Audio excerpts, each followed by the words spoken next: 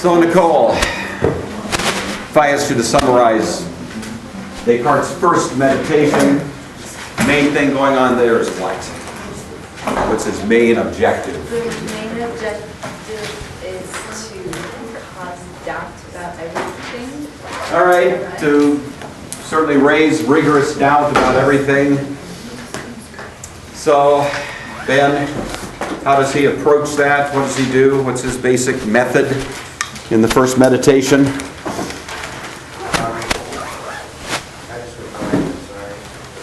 Oh dear.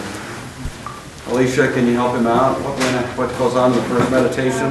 He uses deductive reasoning to say that he doubts and therefore he exists because he's... No, you're into the second meditation. I'm still in the first meditation. Matthew, what happens in the first meditation?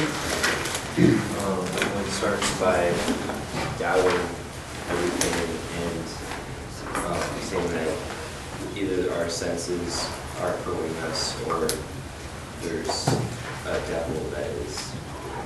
All right. That's the idea. So when you think of the first meditation, you want to think about Descartes creating doubt or skepticism about everything that you've ever depended on. That all of it can be questioned so that you're wound up in this kind of state of just total intellectual paralysis. But then there's a glimmer of hope, Avery. Because the second meditation concludes what? Even though I doubt everything? Doubting, in order to doubt, you must exist, and therefore you know that at least you exist. That's right. So he's created a wasteland, if you can imagine, kind of the way I picture it in my mind. Here's a wasteland. There's nothing out there. He's made everything go away. The church is gone. Sensory data is gone. Mathematical conviction is gone. Everything's gone. But the one man still standing that we cannot make go away, the one thing that we cannot ultimately doubt, is that somehow or other you were there.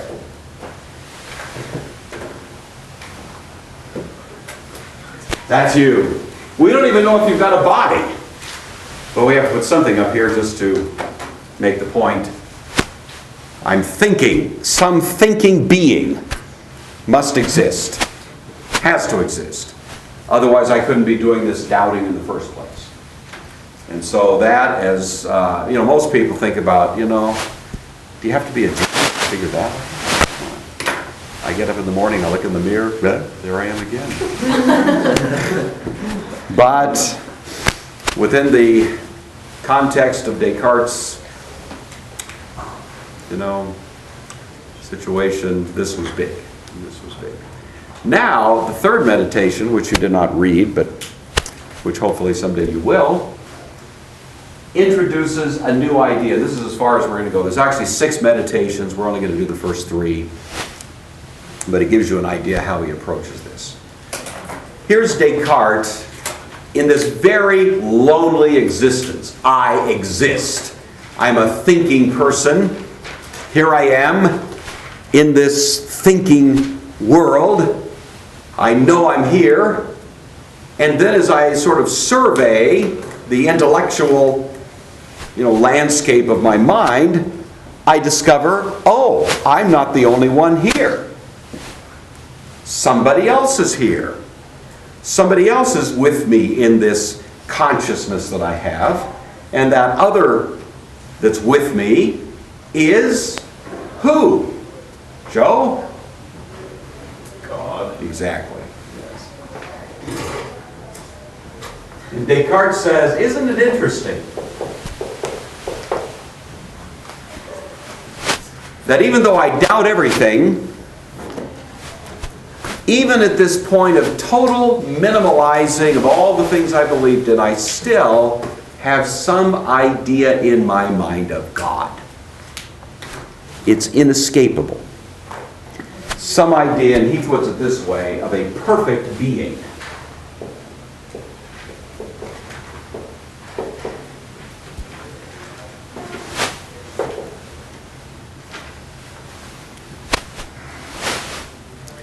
don't really have much idea of anything else. I don't necessarily have ideas of, vacations on Maui, sailboats, all the things that you might, those things I don't, but I have some idea of a perfect being. And so Descartes begins to work with that in third meditation, and this becomes his peculiar argument for the existence of God. It's a hybrid argument. It's a combination of what we've seen as the cosmological argument from Thomas Aquinas and the ontological argument from who? From who? Kaylee, who gave us the ontological argument? Most famous formulation came from that wonderful, brilliant philosopher of the late Middle Ages, whose name is?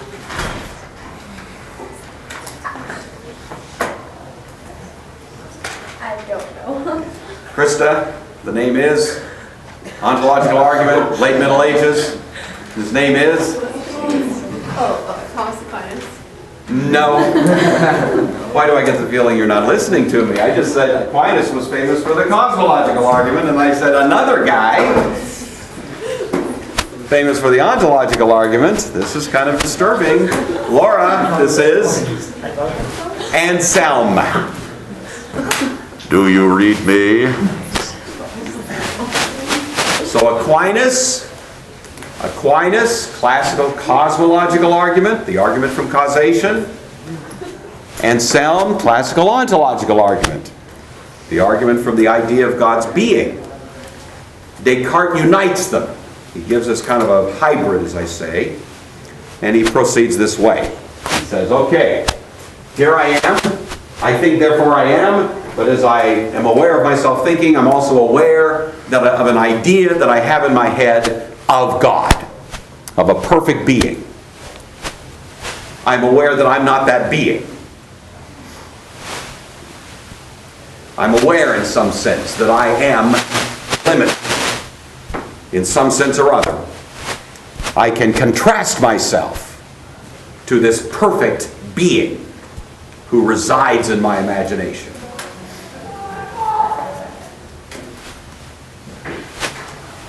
A little torture coming down the hall. Okay. So then he asks the obvious question, if I have a notion of a perfect being in my mind, then what question would you ordinarily ask, Spencer? You would say, here you are, all alone in the universe, and you've got an idea of God in your mind, and you might ask yourself the question, what? With respect to that idea.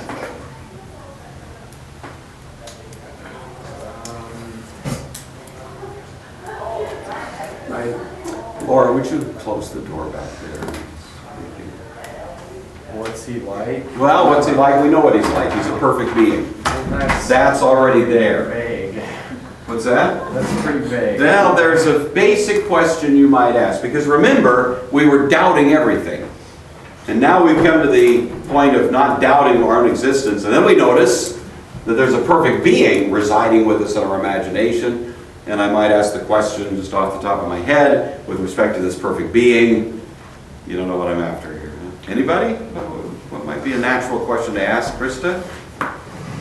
Does the perfect being exist? Well, yes, that's certainly the ultimate objective of it. There's a little bit more of an immediate question. Nobody knows what I'm after here. Just basically, how did that idea get there? How did I come to have that idea in my head? Where did it come from? Where did it come from? So what are some hypothetical possibilities? You can almost do Descartes' work for him if you just think about it. Descartes raises possible explanations for the fact that I have a notion of a perfect being in my mind. Maybe it's explanation A, or maybe it's explanation B. What do you suppose are some of the hypothetical explanations that Descartes raises to account for the fact that I've got a notion of a perfect God in my mind? Trevor. I'm just thinking he might say that possibly a demon put that idea in his head. All right.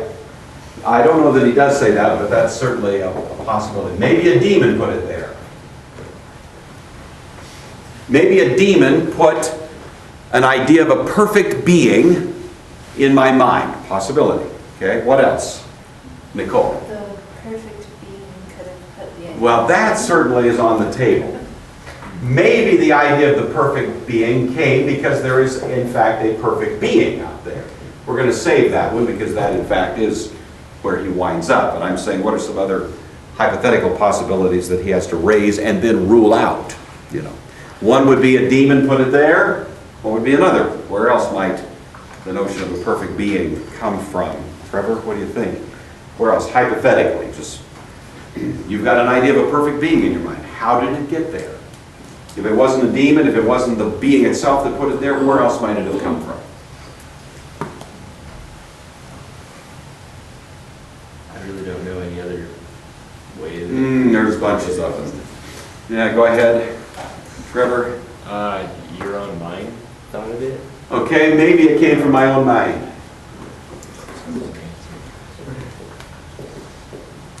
What else? Was that your hand, Kayla? Something? Yeah. Okay, what you were saying? Maybe we were just born with it. Okay, born with it, but he wants to say, yeah, how were we born with it? It's still there for some reason. So just, in fact, he would insist we were born with it, but we still have to explain how did it come about that we were born with it. Go ahead. Would he allow for the fact that our senses might have? Senses, we got it from sensation. Anything else? There's a couple that he raises that no one's mentioned yet, and they may be kind of obvious. Go ahead. Other people or the Other culture people, around him. that's one of them. He, in fact, suggests specifically other people as in parents. Maybe my parents taught me about this perfect being. Maybe that's where I got the idea. And then there's one other one that you may or may not come up with. Jordan? Society? Well, let's include that with parents, okay, just being taught by other people in some sense. Okay, the other one that he floats here as a possibility is that I came up with the notion of a perfect being by ruling out all the imperfect things that I'm aware of. In other words, when I eliminate all imperfect things, what's left? A perfect thing. You follow that? Eliminate imperfect things. Now, I want you to really, play ball here a little bit. The question, I think, is a legitimate question. Every one of us in this room has an idea in our minds of a perfect being, a perfect, eternal, limitlessly powerful being. We have it in our heads, every one of us. And you could go anywhere in the world to the most uncivilized, backwards civilization, and you would find they nevertheless have that idea in their minds. That has been demonstrated beyond anybody's doubt. Everybody has this idea in their head. So question, where did it come from? That's what Descartes is asking.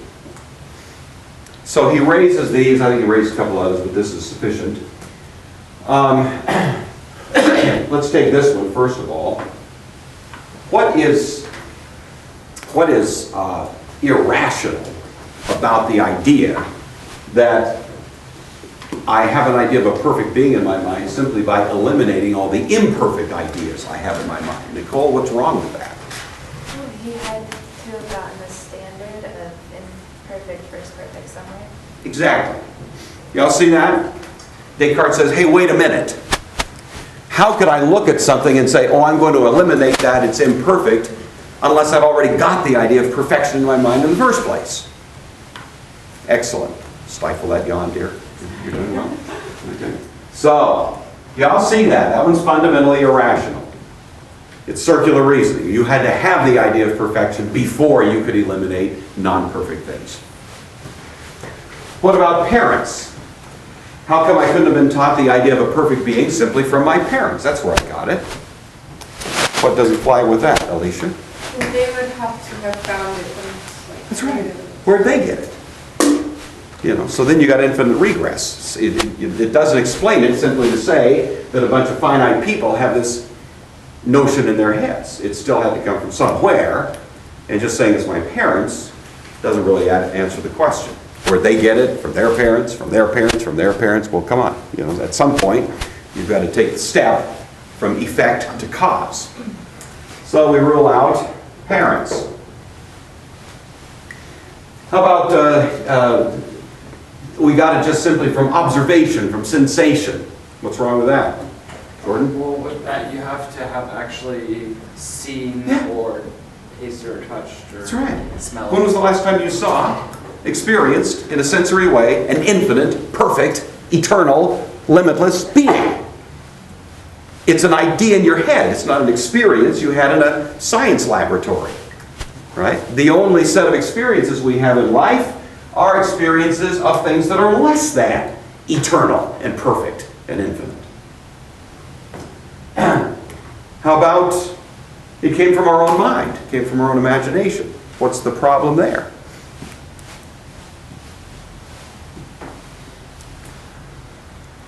Avery? I think it's kind of the same as number 6 with the circular reasoning, like how can you, or 5, I guess. Yeah. Because it has still come from somewhere in our mind. That's right. That's right. It doesn't answer the problem, it states the problem. The problem is I have it in my mind.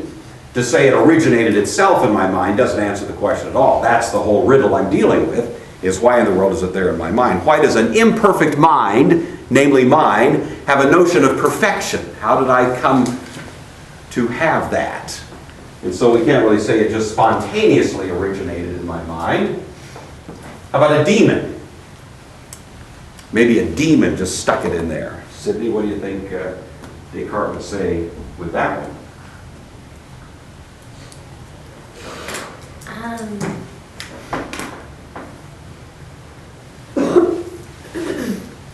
I don't know, maybe what would be the purpose, and also there still has to be, if that, he was talking about the first meditation, if there's an idea of something, it actually has to exist. So if there's an idea of the perfect Okay, being, well, let's ask this. Is a demon an eternal, perfect being?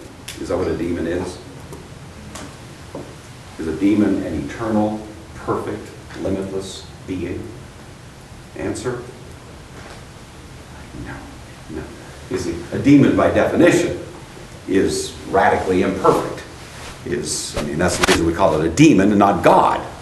To make a distinction between a demon, which has malevolent designs, wicked designs, destructive designs, imperfect, and so on. We have a clear distinction, so you're faced with the same problem. How could a demon even do that? You've still got to have that idea somewhere or other of perfection, you know, and the demon is not in any better position than you are to reproduce that notion in your head, you see. I don't think he actually raises that, but I'm sure that's the way he tackled it probably better than I just did. Ben? It seems to me that he's kind of jumping to the conclusion that, first of all, there is a standard of perfection, and second of all, that he's defining it because if you take away, if you doubt everything except your own existence, what's to say that you're not a perfect being? Okay, well that's kind of he does raise that. And he simply says, if you were to say that to him with a straight face, he'd say, come on. You know? He'd say, we know. It doesn't take us 1 nanosecond to figure out we are not that perfect being. We know that we are in a state of, we know that we're not almighty. We know that we're not infinite. We know that we are not in any fundamental respect like the idea of a perfect being we have in our minds, you know. Go ahead. So he's defining perfection as complete power. He's defining it the way you have it in your mind. He's confident that in your mind you have an idea of a perfect being, perfect in power, perfect in eternality. You've got that idea in your head. And you also are quite clear in knowing you are not that being. You know. He doesn't feel like he has to prove that. All he has to do is have you be honest, and you'll admit it. The real question is, where does that astonishing notion of a perfect being come from? You know. Yeah. How would he address the Greeks who thought that there were higher beings, but their gods weren't perfect? He would say even they knew their gods weren't perfect. They continually report that. And the very fact that they can tell us all these stories about how these gods screw up and do bad things and, have all kinds of problems, etc. The only reason they can tell those stories is because even they can gauge the behavior of the gods by a higher standard. We all have that standard. Otherwise, the whole account of the behavior of the gods would be nonsensical. We stand in judgment of the gods in Homer's Iliad and Odyssey. You know that. They're judged morally, and many times judged pretty negatively. Well, how can we do that unless we've got something even higher than those gods by which we're gauging what they do? So that's, go ahead. Maybe I'm jumping ahead here, but how can he say that we all have the standard if the only thing he can know is that he himself exists? Well, he is writing this, in a sense, in the first person, as if he were the only one that existed. He, in fact, believes that you do exist, or will exist someday, from his point of view, Ben, but he's also quite convinced that you are going to share with him a similar notion. And he expects that when you read his third meditation and see how he lays it out, that you're going to be forced to agree with him, because your experience will be basically the same as his. He's quite convinced of that. So it is autobiographical. He's describing his experience in the first person. He's talking about how, as he assesses the reasoning of his mind and tries to account for the fact that there is in his mind this perfect being, what is he stuck with? What explanation is he finally left with? And he believes that if you read his third meditation, you'll say, yeah, that's really right. That's what I have experienced. And of course, what's left is that the only reasonable explanation for an effect in my mind of the idea of a perfect being would be a real perfect being, because that's the only rational source from which the idea of a perfect being could originate. Y'all follow that? Where else could it come from? There's only one sufficient explanation for the idea of a perfect being, namely an actual perfect being. So do you see how it is a little bit ontological and a little bit cosmological? Y'all follow that? It's a little of both. It's an argument from causation, but it's an argument from causation based on the idea of God that you have in your mind. Jordan.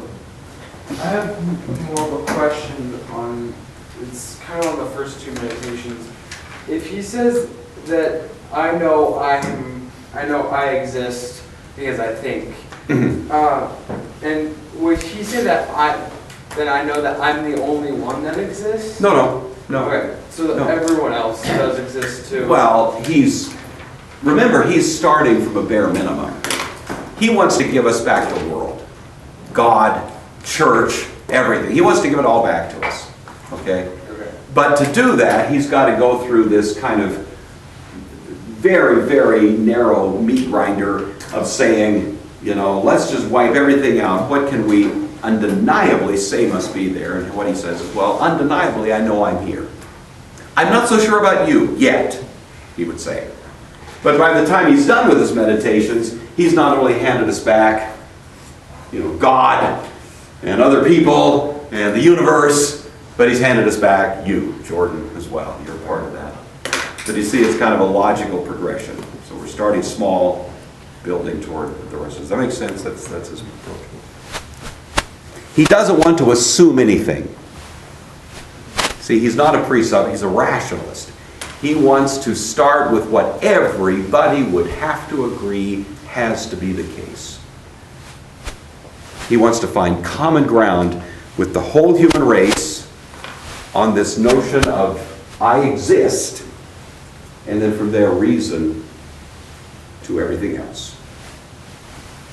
And he sees himself on a rescue mission. He thinks he's rescuing a world that's been thrown up into chaos and giving back some degree of confidence. So this is only the third little step, and but I hope you all kind of get the way that he's reasoning. Please notice how his reasoning is all proceeding fully internally. He's not appealing to the world we see. He's not appealing to design in nature. He's not appealing to the complexity of a DNA molecule. He's not appealing to any of that, is he? It's all inward. It's That's what makes it rationalism. It's all kind of the inward path. Just if you're interested, kind of the general designs of the rest of the meditations is he says, okay, if there is this perfect being who has imprinted himself, that has imprinted the idea of himself in my mind, then what would that perfect being be like? Would that perfect being deceive me? Would a perfect being trick me, hoodwink me, fool me into thinking the universe is something other than the way it fundamentally is, you see? So he kind of, from that basis, begins to reason, how would a perfect being actually treat me? And on that basis, he creates confidence that my sense perception is reliable and that the things that I believe can basically be believed and so on. So the other meditations are sort of trying to hand back confidence in the things that he wiped out in the first meditation, right? Be careful of staring off into space, you know? That scares me. I wonder what you've been smoking. I'm just kind of worried about it, you know? So I like to see eyes light up, bright, and minds present. Y'all kind of follow that? That's a distinctively Cartesian way of approaching this. Comments about that? Go ahead. When the one where he says our minds can't reveal the perfect being, he's using his mind to get to the perfect Our being. minds couldn't have created the perfect being, is what he's saying. What? Yeah, but he's saying we discover him Yeah. through our mind. Mhm. Okay. We discover that the ideas, they're in our minds. Right along with self-knowledge, I am also aware of which I call God knowledge. It's just there. It's inescapable. And of course, many philosophers have noted that. Rather strange, we all have this notion of God inhabiting our minds. Yeah. Would he say we'd be able to discover him through science, or? I think he probably would allow that, but he thinks that's a less reliable path. He thinks this is a path of real certainty. Science would be a path more of less certainty.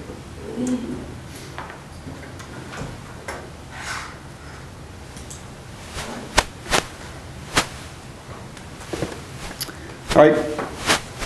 The only other thing I want to talk about briefly in connection with Descartes is a problem which may not seem directly related at first, but it really is, and I'm not going to spend a lot of time on it, but I want you to know the term. If you ever study philosophy in college, which many of you will, and you cover Descartes, you will more than likely touch on this point, so I want you to remember you heard it here first. And it's the problem of interactionism.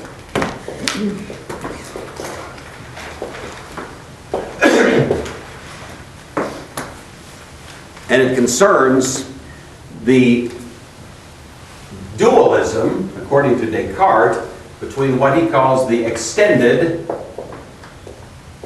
and the non-extended world, or worlds. The extended and the non-extended.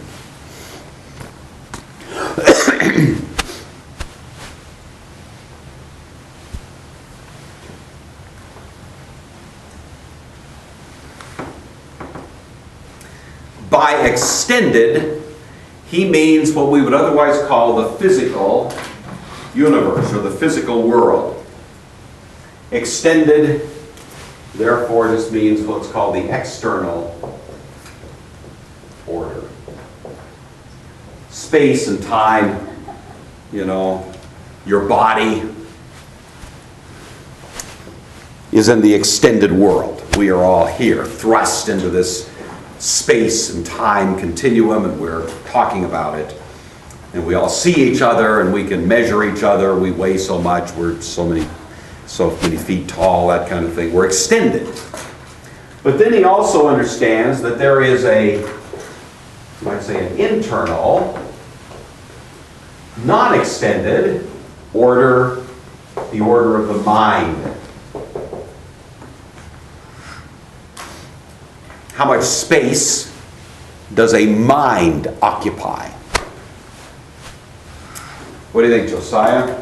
How many square inches does it take to provides sufficient space for the mind. How big is your mind?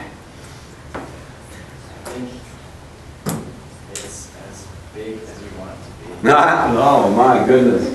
That's a good 20th century postmodern subjectivistic answer if I ever heard one. It's whatever you want it to be, Mr. Hyde. There's no really limit to, well, there's some things that are limited to, but. Does the mind take up any space at all? That's the question. Physical space? Physical space. Well, not the brain, not the mind. We're talking about the mind, not the brain. The mind. Then no. No. You understand that? It's not like your mind is occupying 1 cubic square inch of space, you know, somewhere in this room. We all understand that, don't we? We know we have brains, and those brains are doing stuff, synapses or whatever's going on there. We know that there's also something deeper. Something is going on that is not just synapses firing off in the brain thing in your head. You know, it's something else. There's mind. There's thought. And Descartes says what has been the intuition of most people, unless they are the most rabid naturalists, that mind is outside of space. That mind is not in space as such, taking up any particular, you know, volume of space. It is non-extended.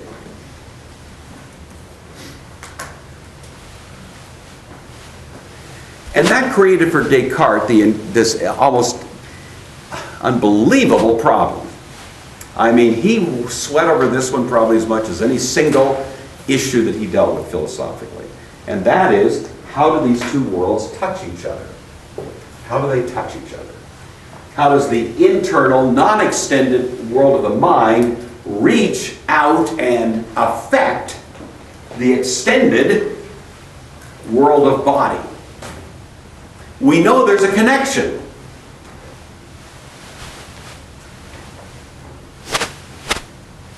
Spencer has a thought in his mind. The thought is, this lecture is unbelievably boring. I mean, you know, Gore is reaching a new low in worthless, senseless, time-wasting. I mean, my folks are paying good money for this. Give me a break. This is what's going on. Now, you can't tell it by looking, because well, he looks very pleasant, doesn't he? But inside, in his mind, in that non-extended level, he's thinking these thoughts. Until finally, he says, enough of this nonsense. And while nobody's looking very closely, he crafts what we used to call a spit wad. And he chews it up, gets it nice and soft and wet and gunky. Then he takes, when I've just turned my back to write something profound on the board, he takes out a rubber band and goes, thwap, you know. All right.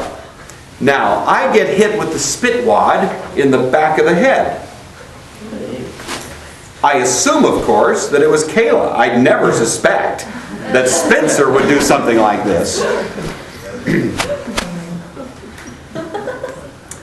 But I want you to notice how a non-extended aspect of Spencer's existence, namely the mind, translated into an expression in the extended world, namely a spit wad flying through the air, which struck me in the back of the head, which was in the extended world, but immediately touched the non-extended world of my experience, and I go, ouch, and I feel pain. And the pain is a sensation of mind. I mean, it happened to my body, but it's my mind that's going, oh, that was not pleasant. I'm feeling the anxiety, the threat to my well-being. All of these things come flowing into my mind. And Descartes is very concerned about how does that happen. And then, of course, this experience in my mind translates into an action by my extended level, my body. I walk over, I take my little gavel, it's back there, and I pound Spencer on the head. Kaplooey, you know. Well, but we figured out, everybody said no to Spencer. Now, this whole conversation may seem to you like, man, this guy should have gotten a life. Thought about that. But this was very much a concern to him because, of course, you can see his whole philosophy is proceeding at the level of mind. Mind is what concerns him, but he still has to account in his philosophy for that extended world of body. And how do you do that?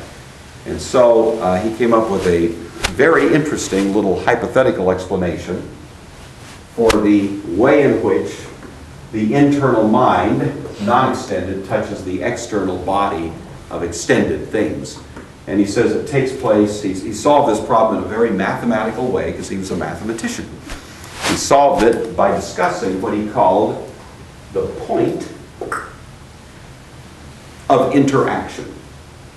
The point of interaction.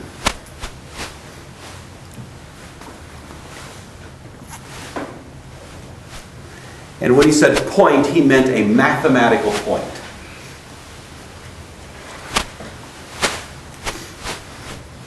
Laura, how much space is taken up by a mathematical point? Very little. How little? 1/1,000,000th of an inch? Well, that's not a place to say this. Thank you. Yes. Right? A mathematical point is infinitely small, isn't it? If a mathematical point took up even 1/1000,000th of an inch, it would be too big. Mathematical points are infinitely small. They take up no space, and yet all of space is made up of points, isn't it? If I draw a circle,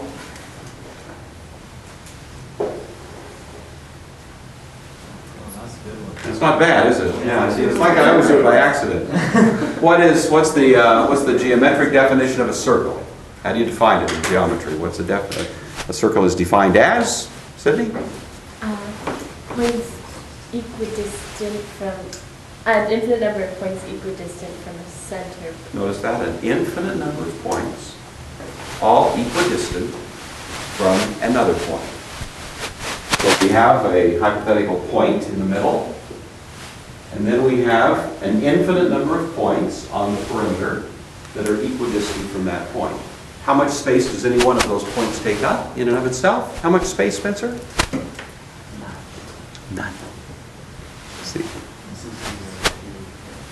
And yet, all of geometric design, all of space is made up of those points.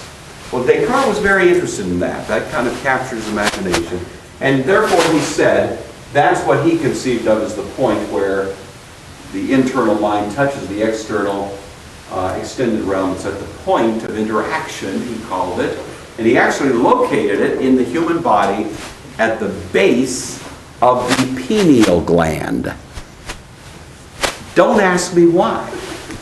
I don't know. I've never heard a good explanation, but the pineal gland is sort of in the base of the brain, kind of the brain stem back there. And he said that that is where the point of interaction is, by which the mind touches the extended realm. Now, the reason this matters is because he's trying to account for the reality as we're aware of it and yet still give priority to the mind. And we'll have to kind of leave it at that. Both Leibniz and Spinoza go way beyond Descartes in dealing with this problem. They both are very concerned about this problem. And philosophy generally has been concerned about it. I was interested in talking to a student at Whitworth.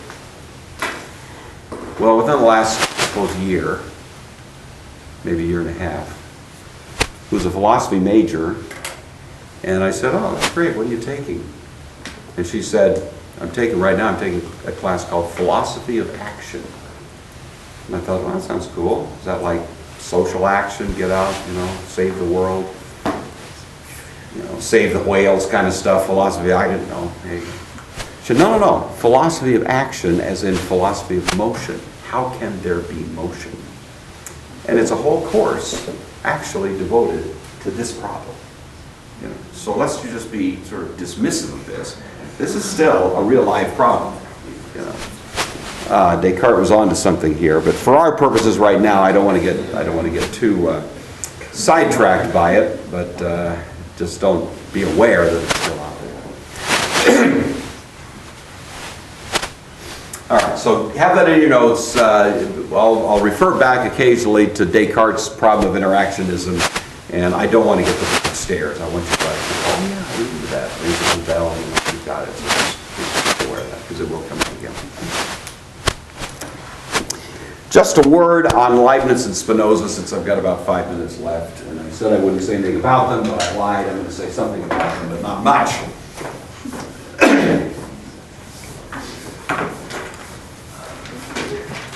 Leibniz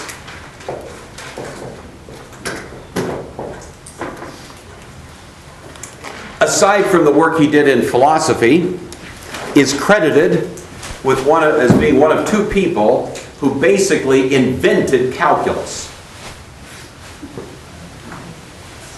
So don't dismiss this guy as a dummy. He was, smarter than the average alley cat. And so who's the other guy that usually gets credit? Go ahead. Newton. So those two. And there was a big debate at the time. They were contemporaries. And there was a big debate at the time who got it first, And both Newton and Leibniz had egos. And they both were, trying to make, not that one copied from the other. It's just who got the idea first, who worked it out first. Because it happened almost simultaneously. And to this day, you have the debate going on. To this day, you have people arguing that Leibniz got it first, and others arguing that Newton got it first, and this continues to be a raging debate in some circles. So, but Leibniz also did some other things, so one of which may be of interest to you. Leibniz worked out what he called a theodicy.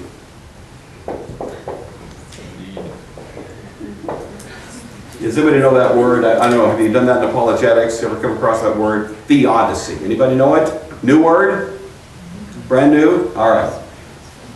The theos part, of course, would be what? Anybody?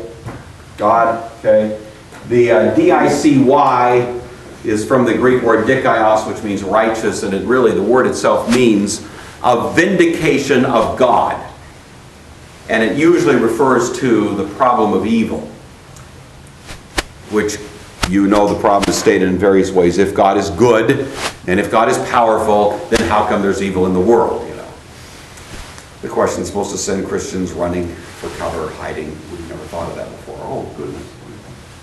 Okay, so there it is. Well, theodicy is a word that is applied to attempts to answer that question. If God is good, and if God is powerful, how come there's evil in the world? Been a lot of attempts to explain it, down through history, apologists and so on. Well, Leibniz gives his answer.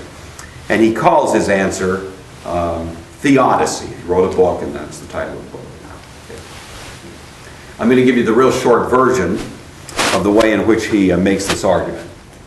He says there's three kinds of evil. There is what he calls metaphysical evil.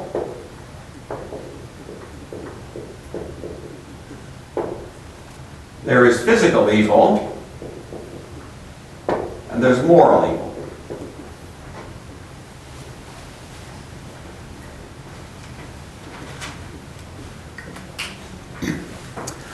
Metaphysical evil is simply the state of not being perfect, or of not being eternal, or in a word, of not being God.